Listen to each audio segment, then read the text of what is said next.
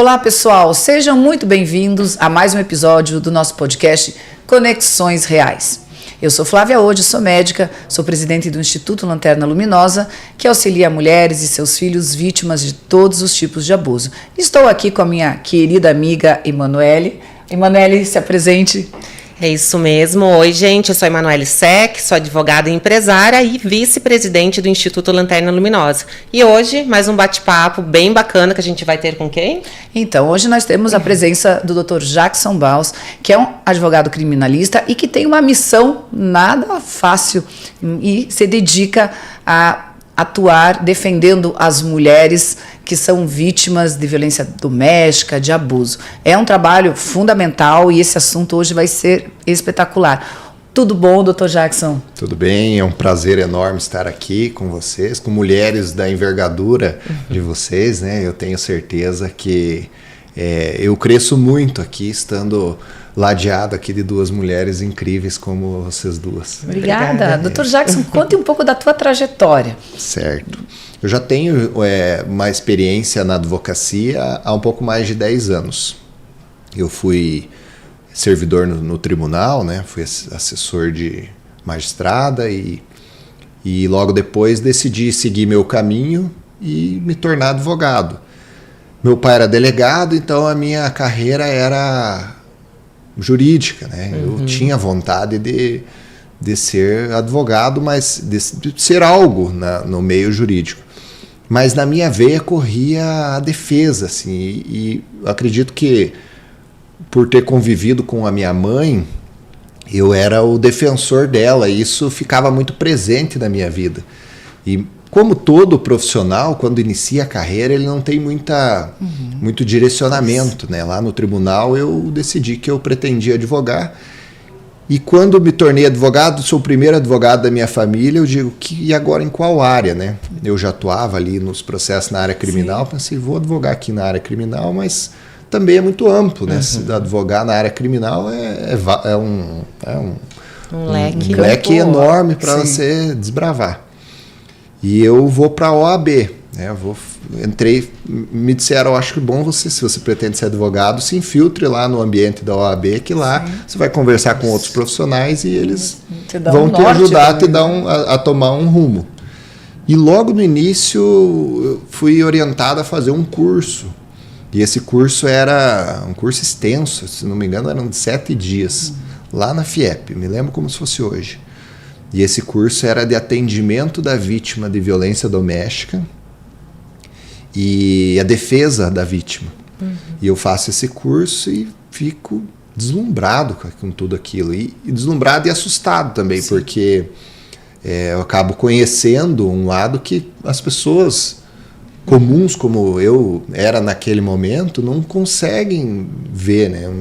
Um lado assustador da violência doméstica, do feminicídio. Então, passo a partir daquele momento a fazer atendimentos. No primeiro momento, sem custo algum, é um atendimento honorífico lá na OAB mesmo. E depois ainda, até hoje ainda faço atendimentos sem custo algum, mas não mais lá na OAB, dentro do meu escritório. Coloquei como um propósito para mim que 30% dos meus atendimentos no escritório teriam que ser para devolver um pouco do que a sociedade muito já tinha me dado até então. E hoje o meu escritório é assim, né? Quem me conhece sabe que lá no meu escritório a gente atende muita gente eu costumo dizer que nunca nega um atendimento, sem custo nenhum. Que na maioria das vezes a mulher sai de um relacionamento devastada e sem nada. Né? E aí passo a fazer aqueles atendimentos e isso foi ganhando uma proporção. Fui tomando, além de tomar ali um gosto por aquilo, né? Por correr no meu sangue ali aquele instinto defensivo, eu passo a ser notado também por essa atuação. Né? Uma série de ações que nós representamos a mulher que ganharam algum destaque na mídia aqui local. Mas eu realmente tomo um rumo para a defesa da vítima de feminicídio, dos familiares, que são as vítimas indiretas, há uns 5 anos atrás, quando começo a atender o crime de feminicídio em si. E o crime, o homicídio é o crime dos crimes, né? Ele no Código Penal é aquele que mais chama atenção, até mesmo para aquele que estuda, né? E não é diferente na imprensa, então passei a ser notado também por essa atuação nos crimes de feminicídio. E hoje eu tenho muito orgulho de dizer que eu sou, né, sem modéstia alguma, sou uma das referências aqui no estado do Paraná em processos de violência doméstica e também de feminicídio, né? Tenho diversos casos de grande repercussão, inclusive um caso de repercussão nacional, que é o caso Sueli, né? Um policial que tira a vida da sua esposa em frente à escola aqui em Curitiba. Isso gerou, né, eu quero falar um pouco mais sobre isso, até um projeto de lei nacional. Né? Encabeçamos aqui uma mudança. Infelizmente, no nosso país, a gente precisa de um acontecimento para que esse acontecimento se torne uma legislação. Não é preventivo, né? Não se pensa antes. Quando acontece. Tem que acontecer uma tragédia para mudarem as coisas. Exatamente. Quando acontece esse crime, ele foi um dia depois das eleições presidenciais, e nós, naquele caso específico, o feminicida tinha um mandado de prisão vigente. Olha só. E estava solto. E que dias antes, mas o mais incrível é a razão dele estar solto. Dias antes, a polícia militar foi até a residência dele. Bate na residência dele e fala: o senhor tem um mandado de prisão e nós viemos cumprir esse mandado. Ele era ex-policial civil e era também um advogado criminalista bastante conhecido na região. Obviamente que o tratamento já é diferente. Né? Sem dúvida. Chega ali, ele dá essa carteirada nele e ele diz: olha, eu sinto muito, mas vocês terão que voltar aí à guarnição porque é período eleitoral. E 5 dias antes da eleição e 48 horas depois não se cumpre mandado de prisão. Meu Deus. E aí os policiais voltam, certificam isso e isso vai no processo. Esse processo era um processo de violência doméstica em que havia um mandado de prisão expedido por descumprimento de medida protetiva. Já foi um calvário para ela para conseguir o mandado. Quando ela consegue o mandado não é cumprido. Meu Deus. Ela foge para Curitiba e vem se abrigar na casa de uma amiga. Ele descobre, ele é investigador da Polícia Civil, descobre onde ela está. Meu Deus. Ele vai até a escola das crianças e pede a transferência escolar. Aí eles disseram onde é que estava estudando as crianças, em tal colégio. E é por esse motivo que ele mata ela na frente do colégio, porque era o único endereço que ela tinha. Isso. Um dia depois, quando não podia cumprir esse mandado de prisão dele vigente. Deus. É muito triste isso, né? E aí muito e aí nós encabeçamos esse movimento. Para nós foi muito chocante. Encaminhamos ofícios para todos os deputados federais e senadores da República, do Brasil inteiro, para todos. Tomamos o cuidado de colocar os nomes de todos, envelopes para cada gabinete. Mas o que surtiu efeito mesmo foi a nossa Procuradoria do Estado aqui, que nós fomos conversar com a época, a procuradora Cristina Silvestre. Sim. E ela diz, é deputada, ela é muito boa, né? Imediatamente vou redigir um ofício aqui para a Procuradoria da Mulher Federal.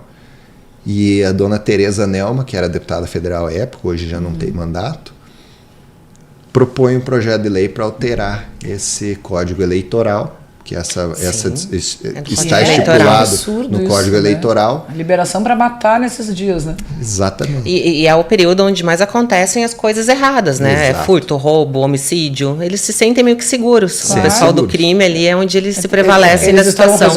Há também uma falsa impressão de que se pode tudo nesse período, né? Isso não é a realidade, mas alterando essa legislação, essa falsa impressão também seria afastada. Exato. Né? Também seria afastada. Teríamos ali um reflexo em outros crimes também. Claro, sem dúvida. Dona Tereza Nelma, então, faz esse pedido de alteração e esse projeto tramita hoje lá no Congresso Nacional e esperamos que até o final do ano nós tenhamos essa vai ser uma grande vitória. Uma grande vitória. Além para salvar as próximas vidas. Exatamente. Que o nosso trabalho tem que ser sempre de salvar as vidas. Porque não adianta o advogado às vezes aparece, eu apareço quando tudo já está perdido, Isso. né? Quando a mulher já está morta, Exato. quando a família já está devastada, né? As crianças, os Exato. filhos, os É amigos, as pessoas que É estão uma ao perda redor desse que não crime. é só daquela vida, e todo o entorno, a sociedade. É algo irrecuperável, né? E claro que É. esse movimento que foi feito é super importante porque vai salvar outras vidas. Inúmeras vidas. Mas é muito triste saber que aconteceu isso. Exato. E quantos que não aconteceram, né? Exato. Então, imagina só lá atrás a quantidade. Exato. O Caio Budel, que é do G1, ele fez um estudo bem interessante. Assim, eu não tinha esses dados, mas ele, através da imprensa, ele consegue esses dados. De inúmeros casos que aconteceram no âmbito de violência doméstica e familiar ao longo do Brasil inteiro.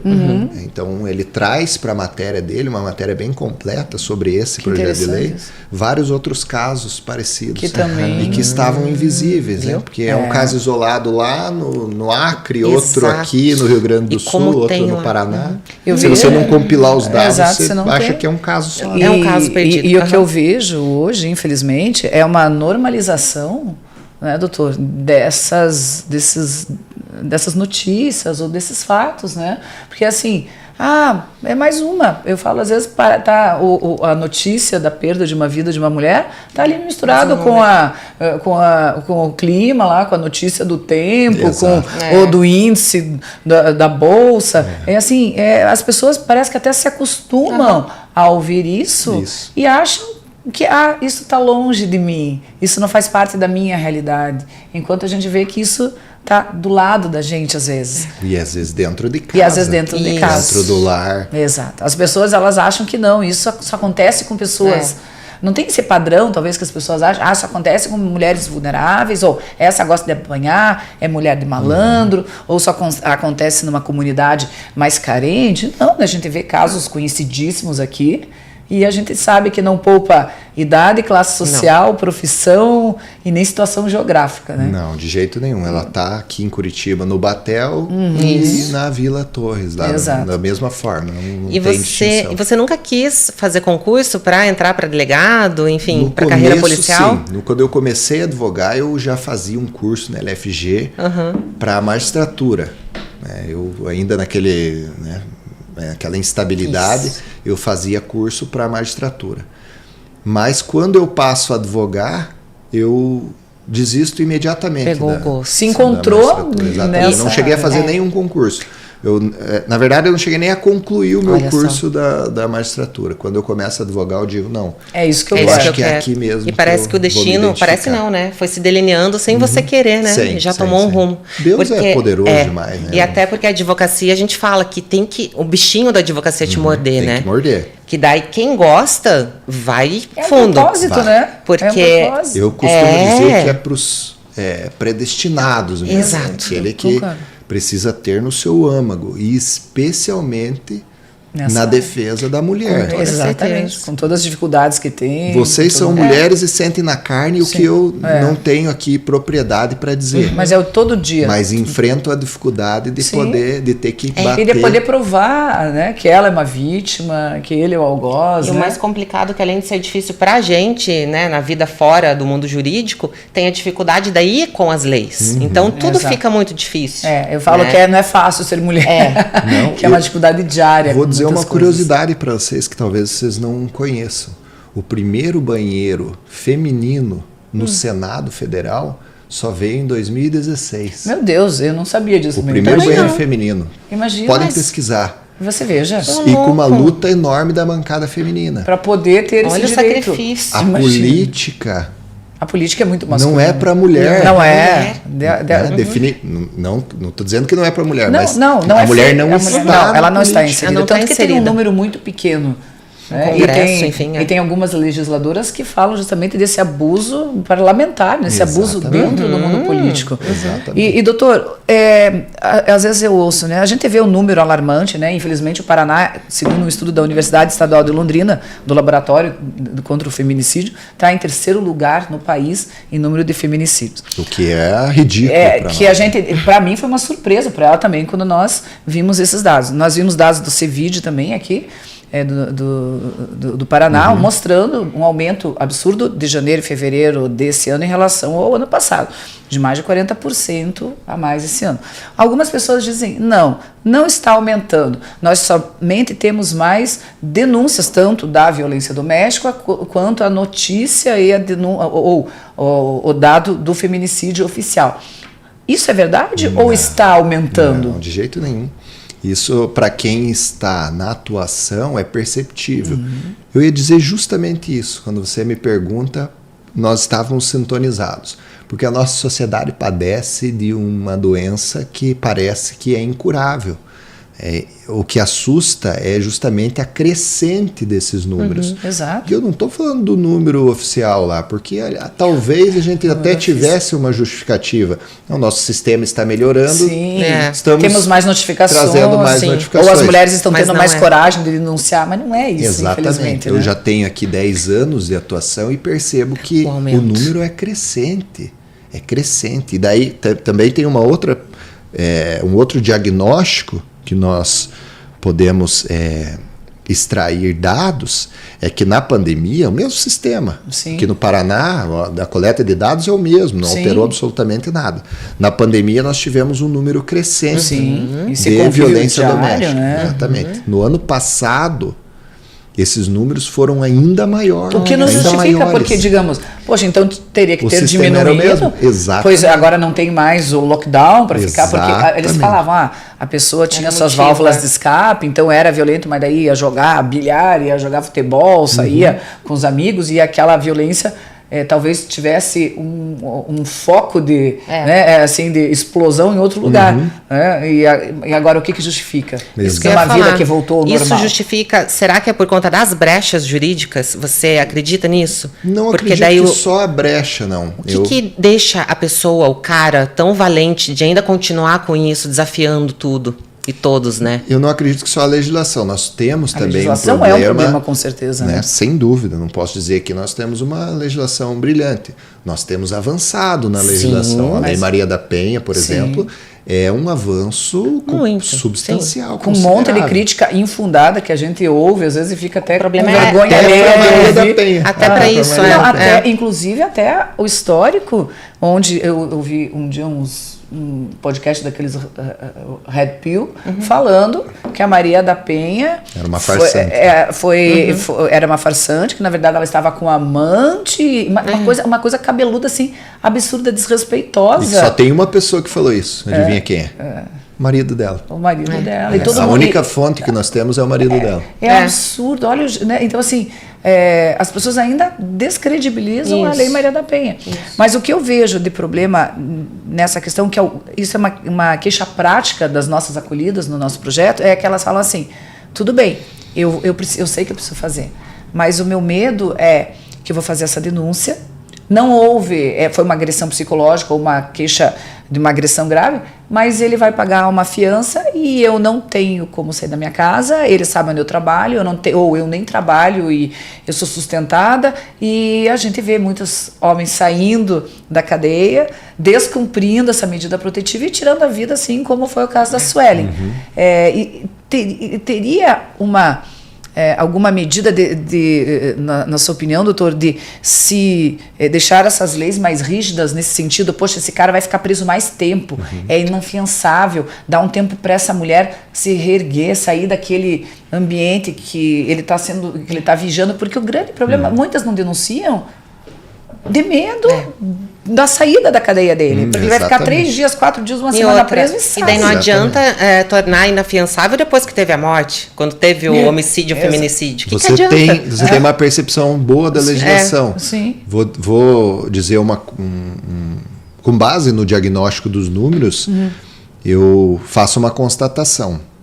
Que nós temos, mais uma vez, que ter eventos sérios para que a legislação mude. No caso do feminicídio, ele é evidente que o feminicídio é um câncer na nossa sociedade. Então nós temos para o feminicida uma pena alta. Isso, é perfeito. Temos uma pena ali de 12 a 30. Agora um projeto de lei muito recente para ampliar para 40. E todos, sem dúvida nenhuma, são condenados, não é, doutor? Pois é, mas veja, até condenar. Não, a maioria são condenados. sim. Só que veja o problema. A mulher já está morta. Exato. Daí que adianta? Mas aquele... O que nós precisamos é Exato, salvar as é barrar. mulheres. Exato. Porque aqui, eu acho E que onde é assim, que está o problema na legislação, então? é nesse tentativa de disso. feminicídio. Antes. Isso. É. O feminicídio ele Ali é nas o medidas último, protetivas já. É o É. último estágio Desse de escalonamento violência. da violência, né? Quando a mulher morre nas mãos do seu agressor, ela já passou por Isso. todos os estágios da violência. E que a gente sabe que é uma cartilha e que vai dar naquilo. Exatamente. E agora vamos lá atrás, lá primeiro estágio da violência, ameaça. O crime de ameaça hoje, ele não tem nem um ano de pena. Pois é. Ele não passa sequer um dia na cadeia por um crime de ameaça. Pois é. E a Você gente- fala, pô, mas a ameaça ainda é muito superficial, doutor. Eu acho que a ameaça a gente tem que deixar uma pena abaixo. Tudo bem. Lesão corporal, então. Isso, Mas que já é uma também coisa é- bem grave. Né? Também. É baixíssimo. Nem um ano de pena. Pois é. E você diz, pô, mas uma Só um lesão empurrãozinho, corporal. né? Então É. vamos fazer uma comparação com outra legislação. Maus tratos de animais. A pena parte de 2. Pois é. Então tem alguma Como coisa do ser muito humano. errada aí. E tem que ser, obviamente, que o maltrato dos animais Claro. tem que acontecer. Não, eu tô dizendo que o animal porque às vezes a não pessoa merece pode interpretar proteção. errado. Exatamente. Mas não, mas a mulher precisa muito mais. Claro, Exatamente. tem que acompanhar, né? Se você joga numa balança, o que vale mais? Exato. Né? A vida, a integridade física da mulher ou a integridade física de um animal? Os dois valem, Os dois né? Mas valem, se claro. você colocar na balança de uma mulher, vale muito mais. Então, E por que esses nós temos dois que ter, pesos, duas no mínimo, uma pena equivalente, Exato. partindo de Claro. 2. Exato. Se nós tivéssemos hoje uma pena, uma legislação mais severa no início da violência, E perfeito, isso nós que eu não penso. chegaríamos ao final dela, que Exato. seria o feminicídio. Já ali na hora do boletim de ocorrência, já ter E algo se esse pra homem- barrar. E um acréscimo ainda. Perfeito. Hoje não há possibilidade de se converter a pena em uma medida alternativa. Sei de... E é correto isso, porque na maioria das vezes o homem chegava na audiência de instrução, ele dizia, olha, eu vou pagar aqui cestas básicas. Cesta Isso, básica, vou tá fazer tudo um certo. trabalho, um trabalho na sociedade. No popular se diz, Sim. né? Cesta Sim, básica. cesta básica. Vou pagar aqui as cestas básicas e ir embora, e a mulher ficava lá com aquele problema enorme, né? Violentada, né? Exato. Uma série de situações que envolvem toda a violência doméstica. E aí ele ia embora, tudo bem, mas o homem precisa ser educado. Perfeito, concordo Educado. também. Nós vemos, eu frequento eu estou em congresso de violência doméstica, em reunião, Pra lá entender, né, em assim. Araucária, sempre estou lá em Araucária, Camari, lá no Ressignificando Rosas, só que o número de participantes... É muito pequeno, né? Homem nem vai. Nem vai, pois é. Então nós precisamos alcançar o homem. Mas é claro, essa educação... E educar o homem, porque a mulher já sabe. A mulher já sabe. A mulher sabe, mas é bem o isso. que ela sofre na carne. Exato. E outra coisa, se as leis, se a gente não precisasse usar as leis e já viesse essa educação, e sempre que a gente fala desse assunto, né, Manu, a gente vai fazendo o caminho reverso e sempre chega no que é prevenção, educação. Exato. Porque, inclusive a da mulher, ver os sinais de alerta, prestar atenção, não contemporizar esses sinais. Não, é o jeitinho, não, ele me ama, não, ele vai mudar. Porque a gente sabe que o final sempre é dessa maneira. Exato. Então, se a gente conseguir educar essas jovens, essas pré-adolescentes, adolescentes que estão iniciando a entender, isso é inadmissível, e isso não tem tolerância. Talvez elas nem entrassem nessa relação abusiva. Exatamente. Porque depois que entra, a gente sabe a dificuldade. Isso. Quantas mulheres, na hora de fazer uma denúncia, ai, mas tadinho, ele vai preso. Não, mas ele prometeu que vai mudar. E na porta da delegacia, mas ele vai preso? Vai. Ah, então eu não quero. Exato. Então a gente sabe. E existe um padrão. Tem doutor, o contraponto da cadeia da também, cadeia. que a cadeia é uma situação muito severa, mas infelizmente o que nós temos hoje é o seguinte, é a vida da mulher ou a cadeia. Precisa entender, né? E uma coisa só para fazer um parênteses que eu noto também que eu acho que faria muita diferença é pessoas como você, doutor. os homens pegar essa causa e brigar. Porque Exato. o homem vai ouvir o homem. Exato. Exato. Se ele é abusador, ele já vai com preconceito, ele nem vai Se uma escutar mulher a gente. vai falar. Agora um homem Exato, falando. Exatamente. Eu Então, também faltam penso pessoas dessa assim. forma. Os homens precisam. Mas eu tenho uma dificuldade enorme também de enfrentar, às vezes, mulheres que são sim, ativistas. Eu acredito. Meu Deus. Porque Eu acredito. eu tive até um caso, eu não vou falar o nome dela, porque não estou tendo condições de pagar a indenização aí. Ela é promotora e muito atuante aqui no Paraná, na causa feminina. E num momento eu faço uma publicação defendendo ela, inclusive. Lá. Ela vem e me ataca por aquela publicação, que eu era um macho desconstruído. Ai, gente, que então, preguiça. perceba. Deus. E aí diz, não lembro exatamente o que ela falou, porque também não me alcança isso, sabe? Eu estou muito além desse tipo de crítica e já sofri demais também com isso. Hoje e se tô com a sofrer, casca o grossa. teu trabalho não vai para Exato. frente, né? E eu disse para ela, falei, mas eu não estou num lugar aqui de defesa, então isso quer dizer que o seu filho não vai poder defender as mulheres, porque ele é homem. Porque ela tem um filho. É só a mulher que É tem só a esse mulher direito. que tem esse papel. É um absurdo Então isso. nós temos que só assistir tudo e não, passivamente. não fazer absolutamente nada. Esse Daí não nada é o tá bom nosso pro homem, papel. né? Porque se ajuda é ruim, se não ajuda é ruim. Exatamente. e Num outro as mulheres caso também, machistas. num caso de feminicídio aqui, eu participando da caminhada ali no centro, Sim. vou até uma advogada, não é uma advogada muito conhecida, mas ela atua como Nessa assistente nesse caso. E eu chego para ela e falo, doutora, eu soube que você é assistente nesse caso, até já conversei com a irmã da vítima, que me consultou numa oportunidade, e eu quero dizer para a senhora que eu estou aqui para te ajudar, inclusive, perceba, eu tenho uma situação assim, assado, que eu queria te passar. E eu percebi que ela não me olhava assim, sabe? Ela não me olhava, ela ficava olhando para baixo aqui. Mas às vezes ela é tímida, eu não conhecia, né? E daí, tudo bem, doutor, tal. E ela saiu. Saiu. Mas estava bastante gente, assim, pensei, bom, né, pode ser que a muvuca. Foi estranho. Mas foi estranho aquilo para mim, né? E aí depois eu fico sabendo por uma pessoa do círculo dela que ela fala, não, ele não tem o direito de trabalhar nessa área aqui, não. Esse aqui é restrito a nós. Restrito a nós mulheres Meu aqui. Deus. Aí eu entendi a posição dela, mas tem recomendo cabimento que ela reveja esse posicionamento, Não, e não é porque positivo, essa não é uma luta da mulher, ou É então da uma luta, sociedade, é uma luta da né? sociedade. Exato, e não é para ver quem ganha, meu Não, Deus não do é uma céu. competição. É em benefício Exatamente. das mulheres. Exatamente. E essa E polarização já me disseram é também muito que eu ruim. queria ser candidato. Porque eles... Você vai ser candidato. De jeito, eu nunca passou pela minha cabeça ser candidato. Quer dizer, As pessoas confundem Você tudo. ter uma Confunde demais. causa digna ainda porque causa você quer- desconforto. Exatamente. Exato. E assim, é uma luta de toda a sociedade e a gente não pode ter essa polarização. Então, de mulher só pode entrar, por exemplo, no nosso projeto. A entrada dos homens sempre é muito bem-vinda. Mas não tenho dúvida. Né? Porque nós, e a gente fala muito, por exemplo, no início de uma palestra, nós não somos contra os homens.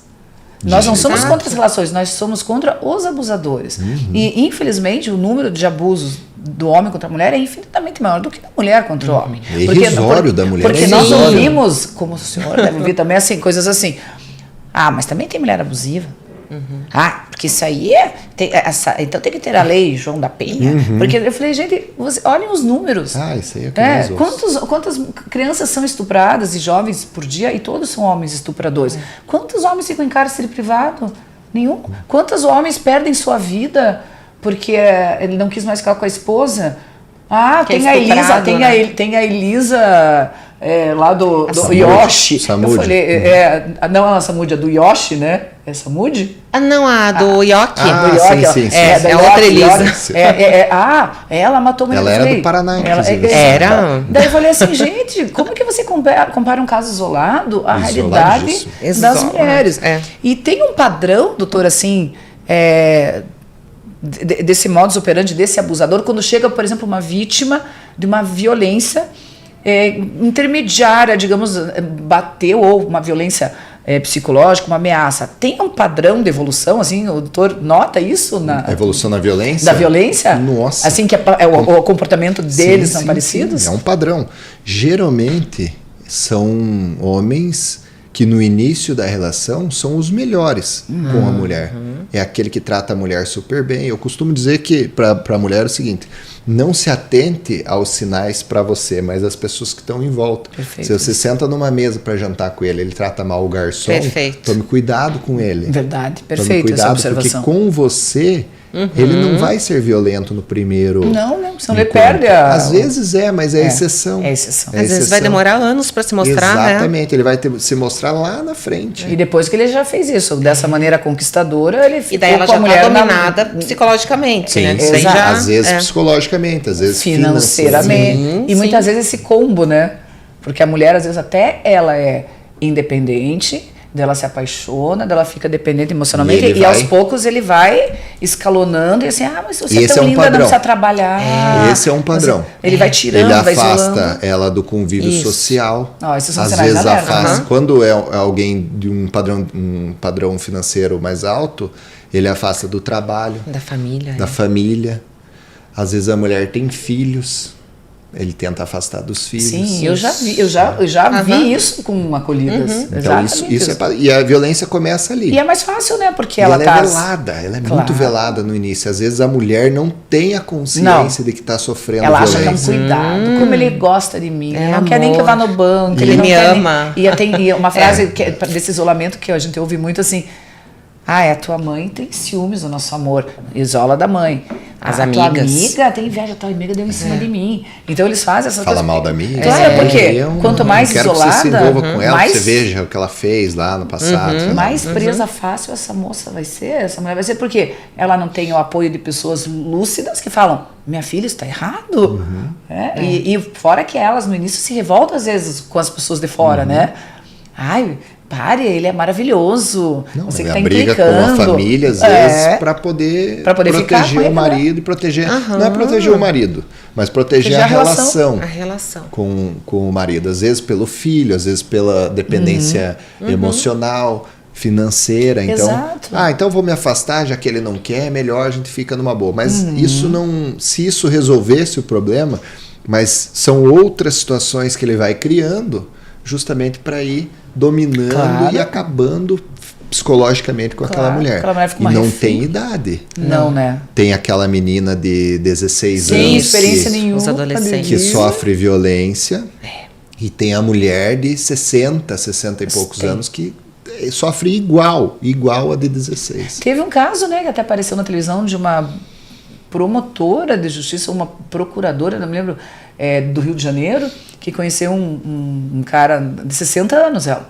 E assim, ela trabalhava na justiça. E ela era viúva e conheceu um cara num aplicativo e rapidamente ele foi morar na casa dela. E ele era maravilhoso, ele era advogado, mais novo que ela e tal. E aí já deu uma confusão, porque o filho viu alguma coisa errada, eles discutiram e ela terminou com ele. Uma semana depois, ele pediu perdão e ele voltou com ela.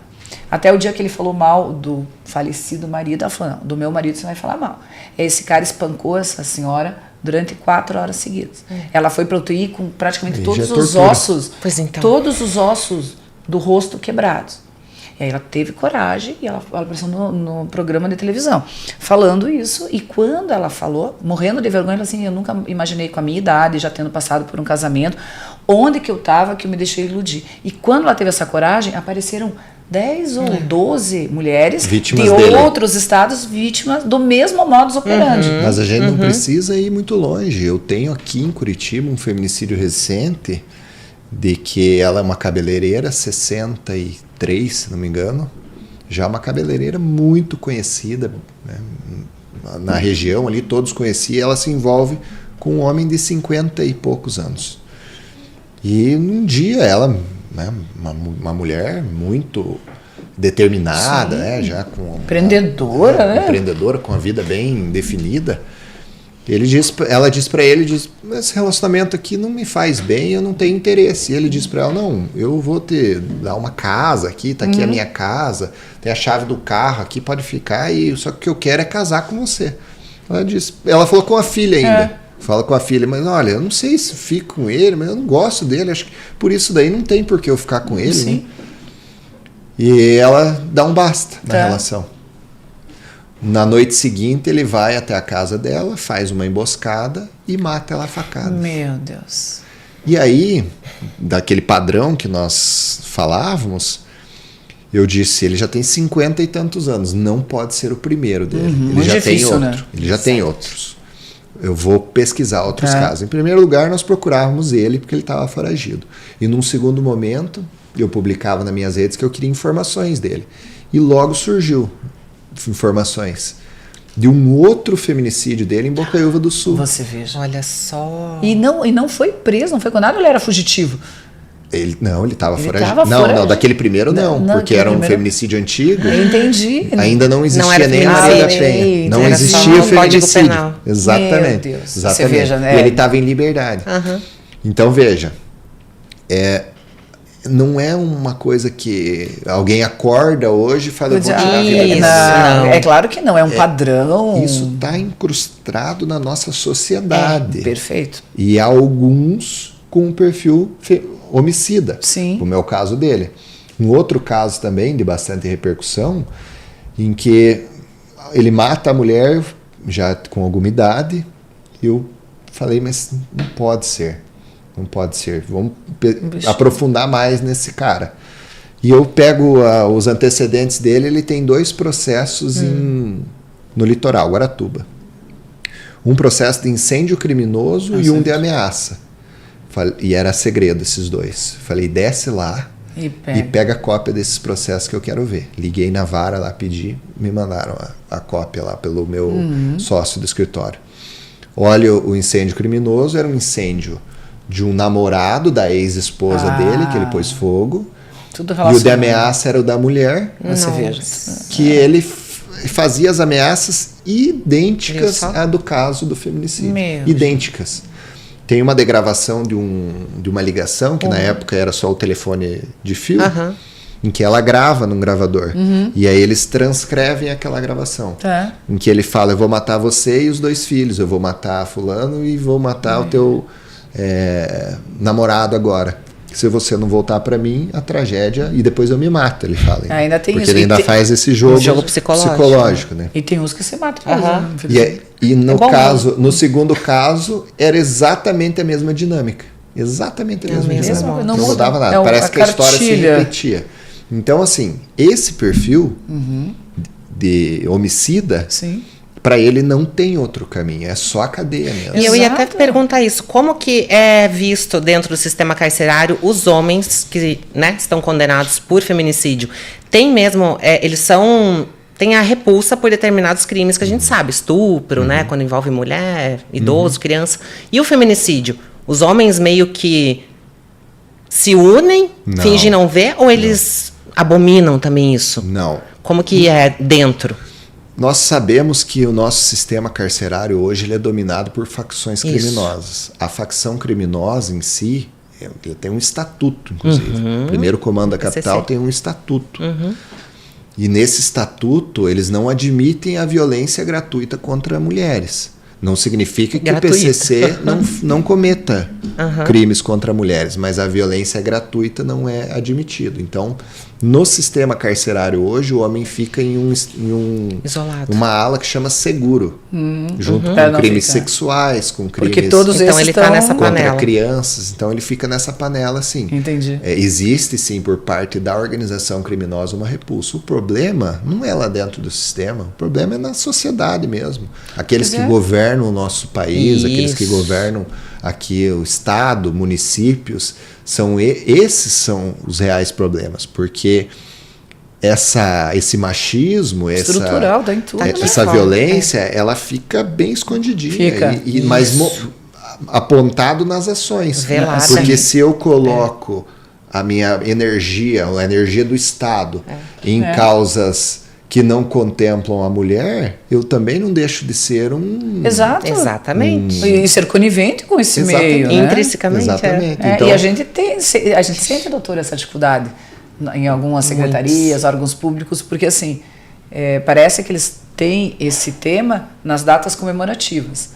Então, no dia 8 nós vamos falar, em novembro, que é o mês do ativismo, lá dos 22 dias Ou de quando tem ativismo, um caso ou quando tem um caso de assim, repercussão, né? mas assim, o dia a dia da educação, tanto da mulher quanto do homem, e desse endurecimento até das leis, né? Até um dia a gente estava falando com uma deputada e que a gente até falou, poxa, a mulher, às vezes, ela não tem nem notícia de como é esse homem.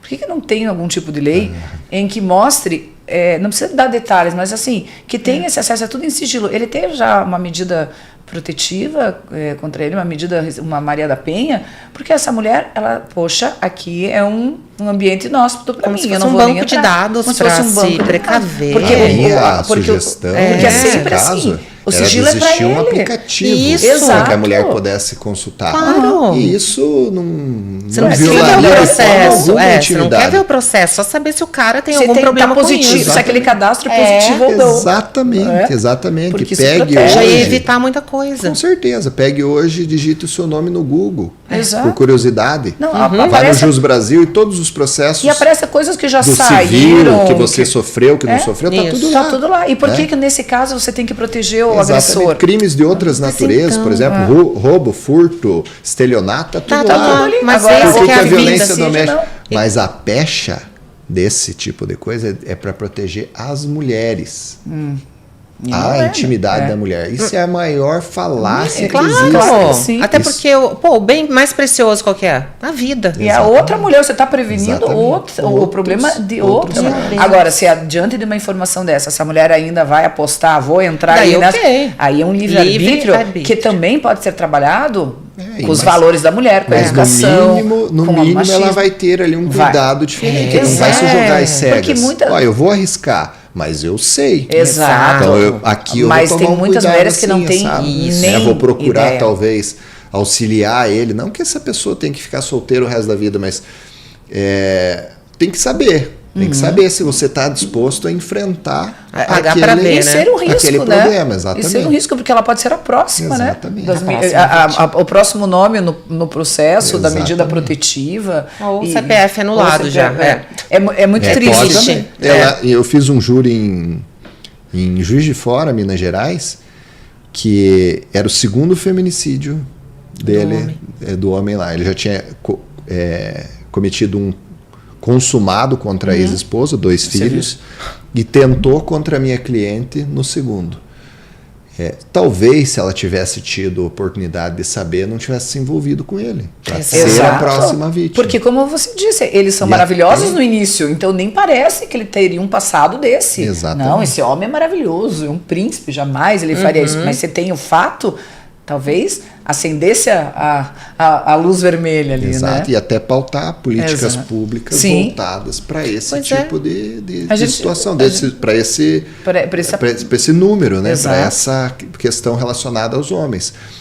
Eu tenho uma briga absurda nos processos, especialmente nos processos de feminicídio, em que o Ministério Público mesmo tenta esconder o processo de todas as formas. E eu não coaduno com isso.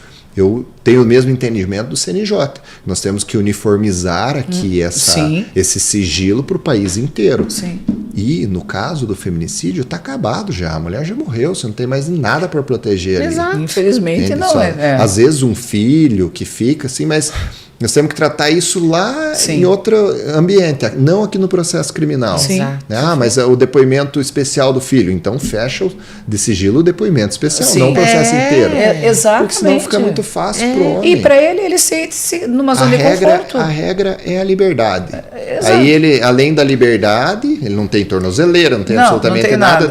Além disso aí, ninguém pode saber que ele cometeu esse crime. É uma falsa proteção, né? E eu vejo uma coisa assim, um hiato muito grande naquele que comete o feminicídio e foi preso, felizmente foi preso, com esses que são os agressores constantes, porque eles se sentem muito, como você falou, confortáveis. Claro. Se eu for preso, eu vou pagar a fiança e vou sair. Se ela me incomodar, eu ainda vou ameaçar mais. Se ele se experimentasse, ficar de uma maneira inafiançável, 3, 4 anos Tenho certeza que um grande número ia pensar muito antes de fazer isso. Outra coisa que eu acho... Especialmente descumprindo medida protetiva. Exato. Uma outra coisa que eu sempre falo, né?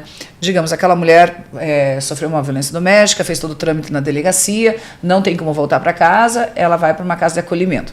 Aí quem fica encarcerado é a mulher, porque ela sai do trabalho dela, do convívio com a família dela, os filhos têm que mudar de escola, ela tem que ir para um ambiente que não é a casa dela, e ele está lá, livre, solto, desfrutando de tudo que o mundo pode então, oferecer. O cárcere, é claro que é importante nesse momento você ter uma casa de acolhimento e salvar essa vítima daquele ataque iminente, mas tá. E o depois? E o depois? Ela vai sair e ela vai para onde? Às vezes a gente já foi voluntário nas casas de acolhimento. Primeiro, que elas ficam perdidas, não sabendo o que vão fazer, e depois, às vezes elas estão lá no telefone falando com eles. A gente vê que ficam ociosas. Elas tinham que estar ocupadas, de fato, com coisas que fossem fazer elas se reerguer para sair para a sociedade, ter a independência financeira, trabalhar dentro das casas de acolhimento. Falta muito. Mas, de qualquer maneira, é muito cruel você saber que o abusador está tentando achar em algum lugar e ela está presa. Está abusando de outra já. E já está abusando de outra. Exatamente. Então, está errado, né? Geralmente ele não para não tem por só ali. com uma mulher. Ele vai pegar outra vítima, né? Infelizmente, são políticas públicas que precisam ser aperfeiçoadas. E eu fui na Assembleia Legislativa há algum tempo agora, numa audiência pública.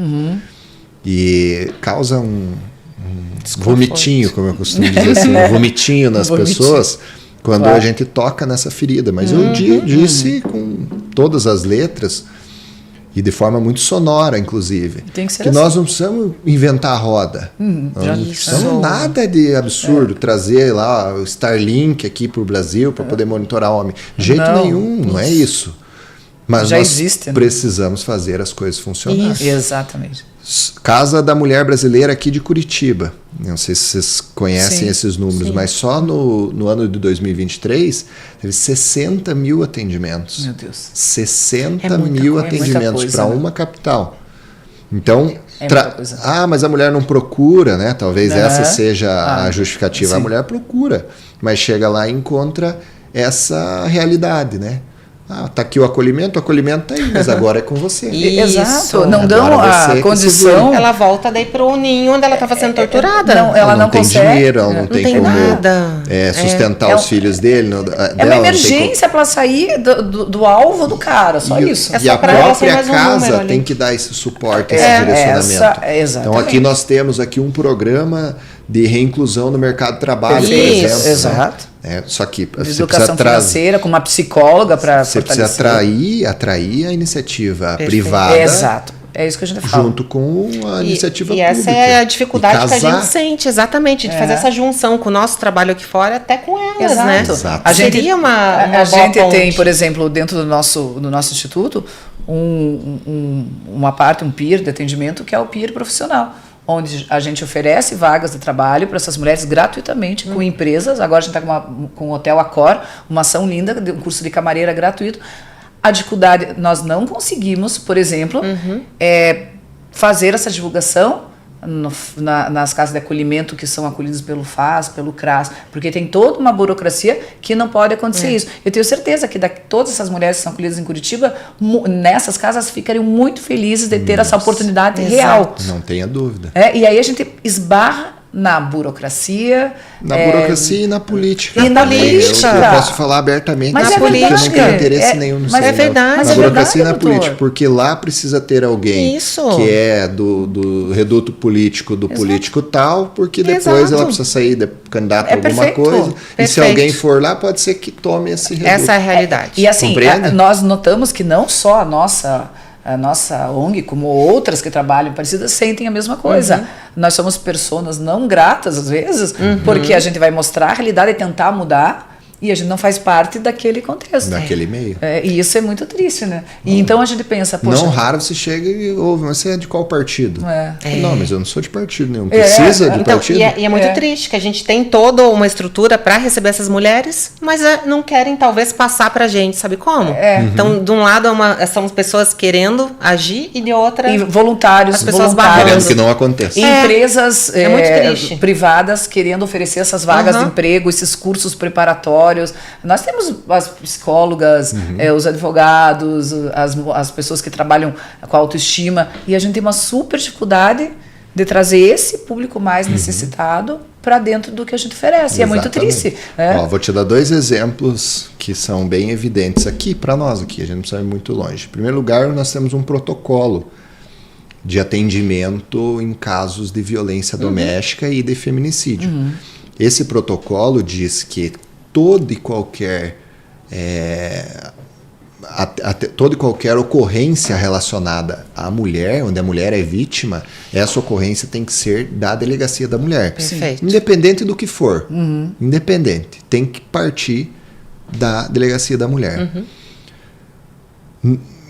Não raras vezes eu vejo que quem atende o feminicídio é a delegacia de homicídios. Nós temos uma especializada para isso. Então nós perdemos ali conhecimento. Claro, preparo, né? Preparo para aquela situação. A homicídios, não que não seja preparada, mas não para atender porque já tem toda uma estrutura por trás da delegacia da mulher. Se fosse para homicídios não ia atender, ter essa diferenciação. Não precisava da casa de toda a estrutura da Casa da Mulher brasileira. E tem muita delegacia da mulher.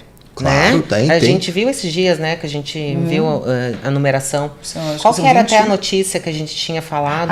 Tinha uma notícia que somente a Delegacia de Mulher de Curitiba que está sendo 24 horas, apesar da legislação ordenar que todas no Paraná sejam 24 horas. E só de Curitiba, o resto tudo fecha. A única. Isso é assustador. Eu acho que é uma falha, né? Eu gostaria que vocês conhecessem também essas outras do interior.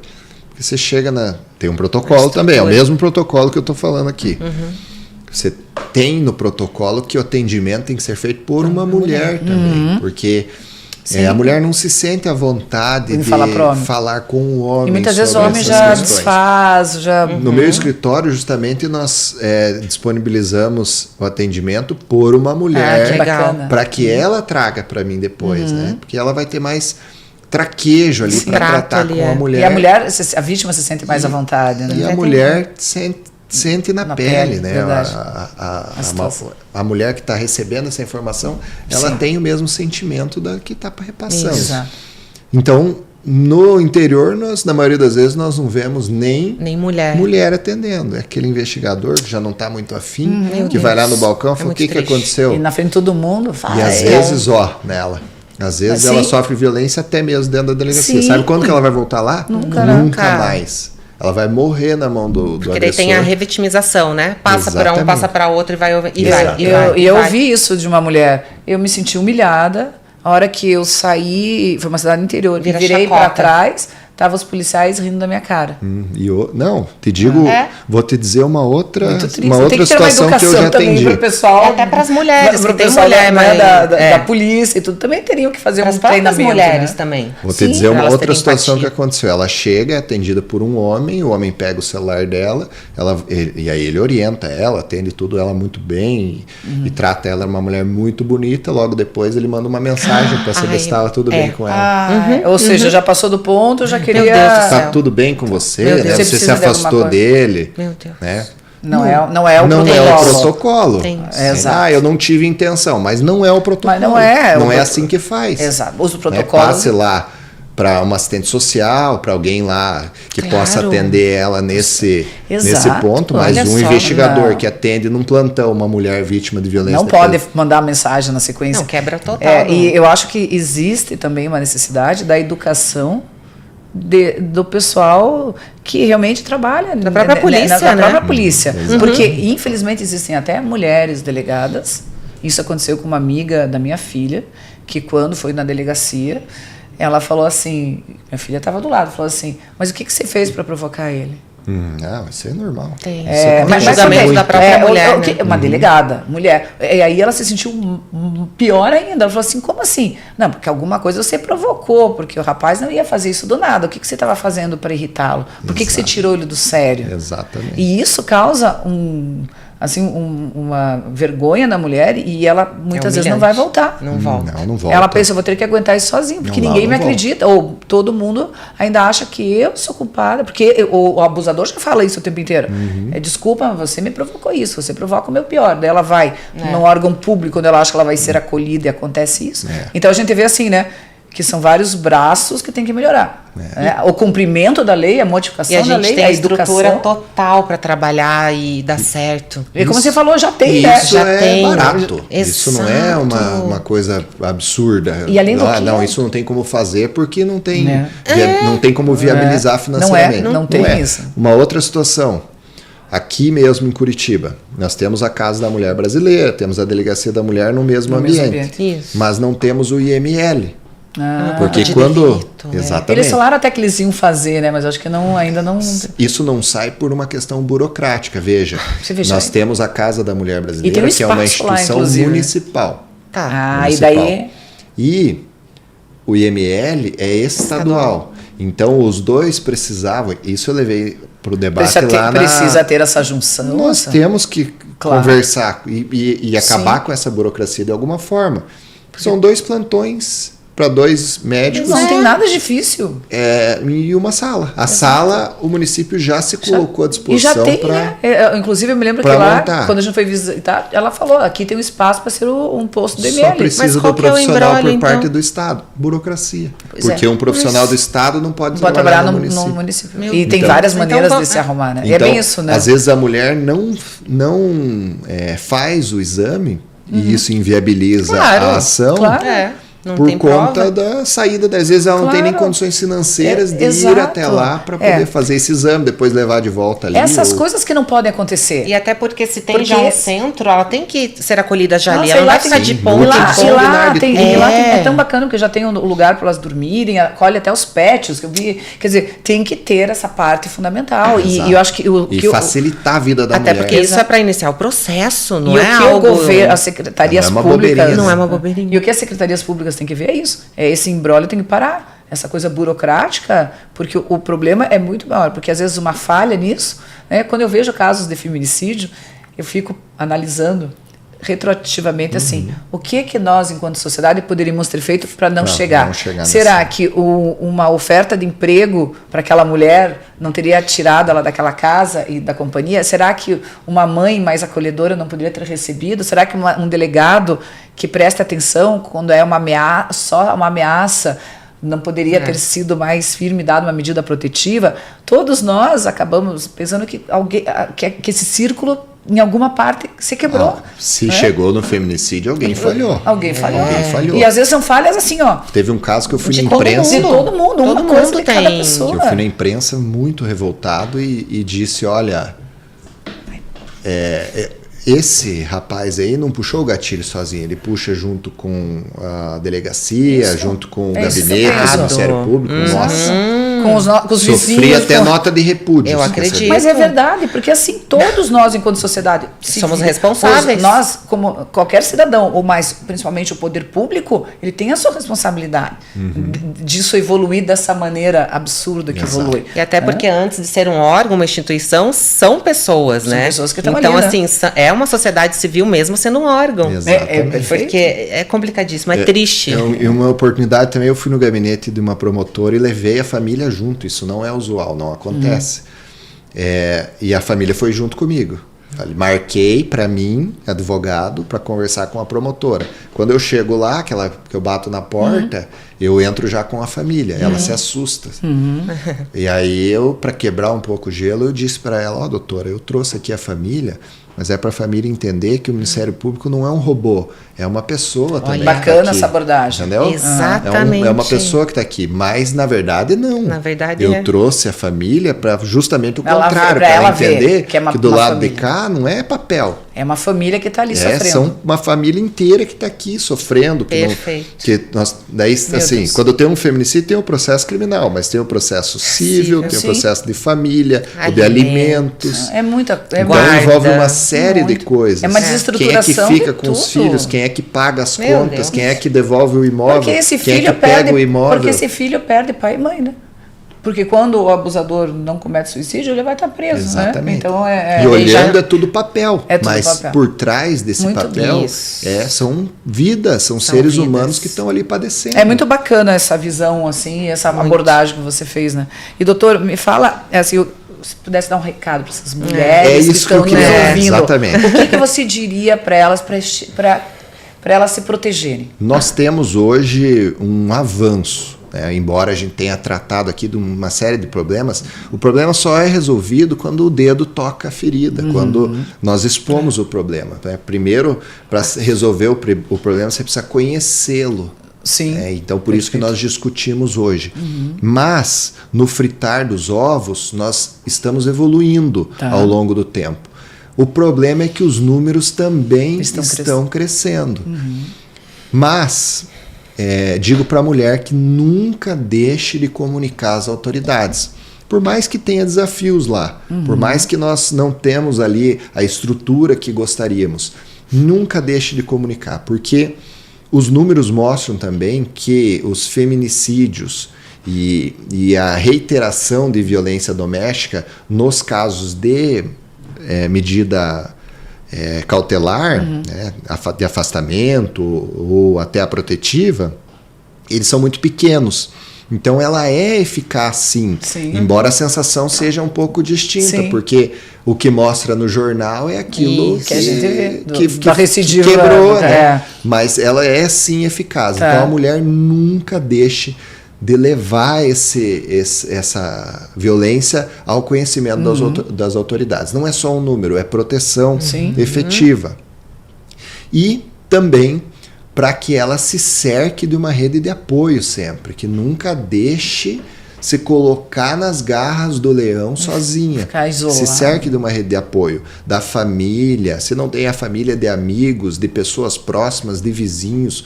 De profissionais, de profissionais, obviamente, né? Nunca deixe de relatar o seu problema. Né? De dizer que isso efetivamente acontece dentro da sua casa, para que as pessoas saibam que ali existe uma relação de tensão, no mínimo, né? Sim. No Uma mínimo, bomba relógio. uma tensão ali dentro do seu lar.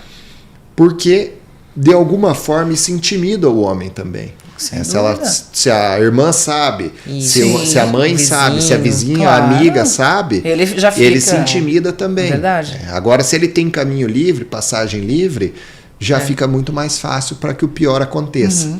E nunca deixe que as coisas evoluam para violência física. Quebrei o dedo, quebrei o braço, quebrei mandíbula, dente. Não, e ficar justificando isso, já né? É o último estágio. E daí dali, já fica, não, é um dali, momento. sabe o que falta? É só ter um instrumento. Perfeito. Exato. Só ter um instrumento. Uma faca, eles têm que ter uma corda, uma arma. A própria mão a dele, mão né? já tem.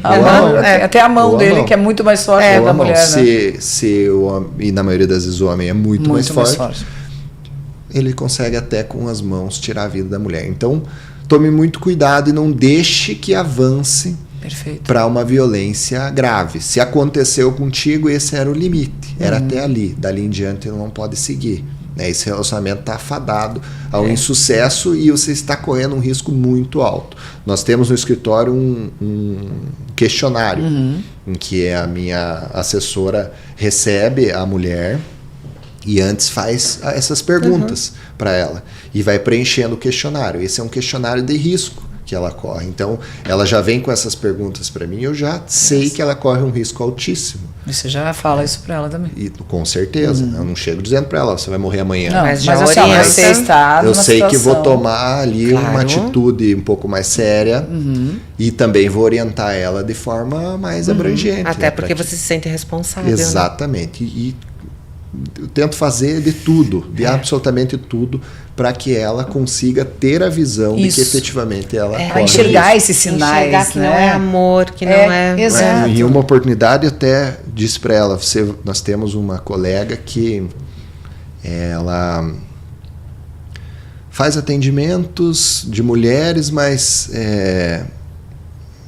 uma situação um pouco diferente do que a gente vê no dia a dia, assim, né? Uma coisa mais mística, assim, para que ela possa voltar ao passado e talvez entender alguns problemas que... De comportamento dessa mulher. Exatamente. Eu não sei se posso falar isso, mas é constelação. Sim, sim. E aí pedi que ela fosse se consultar. Eu falei, ela é minha amiga, ela vai te atender e não vai te cobrar absolutamente nada. Se tiver que pagar alguma coisa, ela deixa que o escritório paga para você. E ela vai até lá e me agradece até hoje. Inclusive, ela vai ser candidata a vereadora na cidade dela. Que bacana. Porque ela mudou a vida dela numa consulta. Viu? Ela enxergou a raiz. Não significa que isso vai surtir efeito para todo mundo, mas para ela foi. Ou seja, essas terapias, importante. Essa conversa, esse ela apoio entendeu de onde profissional. veio. Exato, ela conseguiu entender a origem. Exatamente. Né? E não replicar mais isso. Exatamente. Muito bacana. Hein? E ela se mostrou, ela conseguiu tirar de dentro dela a mulher forte que ela sempre foi. Exato. Porque estava ali retraidinha, né? Porque o abusador faz isso, né? Exatamente. Ele mata em vida a mulher, a identidade da mulher, né? O brilho dos olhos dela, né? Não raras vezes nós vemos a mulher tirando a própria vida. Sim, Isso, verdade. Mas o que aconteceu com ela, né? Mal sabe, né? Mal sabe o que passou, o que né? passou antes. É um assunto que dá pra gente ficar muitas horas aqui, né, doutora? E vamos voltar a falar de outros assuntos. O senhor pode voltar um outro dia aqui para nos contar casos emblemáticos, né? Apesar de serem histórias pesadas, eu acho que isso dá muita esperança para as pessoas notarem que existe justiça. Existem duas formas de educar. Uma é a tradicional que nós conhecemos através da escola, dos métodos tradicionais, escola, livro, né? Sim. Educação. E a outra é quando nada disso funcionou e o crime já aconteceu. A educação tem que vir através de uma pena exemplar. Perfeito. Essa é uma forma de educar. E não só aquele que cometeu o crime, mas todos aqueles que estão em torno disso. A sociedade, de forma geral, precisa ver que para aquele que tirou a vida da mulher na frente dos filhos, quando ela fugia dele, esse precisa ter uma pena exemplar para que nenhum arrisque cometer o mesmo crime. Eu sempre digo que no nosso estado aqui não se tolera mais violência contra a mulher. E se cometer o crime, vai ser punido. O final vai ser o mesmo desse cidadão aqui. E muito merecido esse final. Exatamente. Ótimo. E que surjam cada vez mais pessoas assim como nós. É verdade. Né? Com essa visão. Sem dúvida. De proteger. E sem medo, né? De falar do assunto. Sem medo. Exatamente. Sem medo. Sem medo. E com atitudes, né? E com atitudes efetivas. Exatamente. Doutor, passe seus contatos no Instagram, nas redes sociais, para as pessoas poderem seguir seu trabalho. Perfeito. O meu Instagram é @JacksonBaus, JACKSON, Baus, BAHLS. Então pode me seguir nas redes lá. Eu tenho meu WhatsApp também no link lá. Perfeito. Agora estou sem o WhatsApp essa semana. Mas logo vai voltar. Temporariamente. Vai voltar. A duras penas, mas vai voltar. Mas foi ótimo, maravilhosa a nossa conversa, importantíssima, necessária. Muito. Obrigado. Apesar do assunto pesado, eu acho que é extremamente necessário. E a gente se emociona sempre, sempre né? Porque toca, é algo que... Só que essa emoção se torna uma força. Exato. Eu sempre falo. Tem que ser uma força motriz para a gente mudar essa sociedade. Um forte impacto emocional também é uma forma de fixar mesmo o conhecimento. E de provocar positivamente as pessoas. Exatamente. É isso. Pessoal, obrigada pela audiência e estaremos logo com outro episódio do nosso podcast Conexões Reais. Manu, até a próxima. Até a próxima. Muito obrigada a todos. E ao doutor e a você, né, amiga? Obrigada, doutor. Sou eu que agradeço. Nossa, ficou muito legal, né? Nossa, Demais, e o assunto não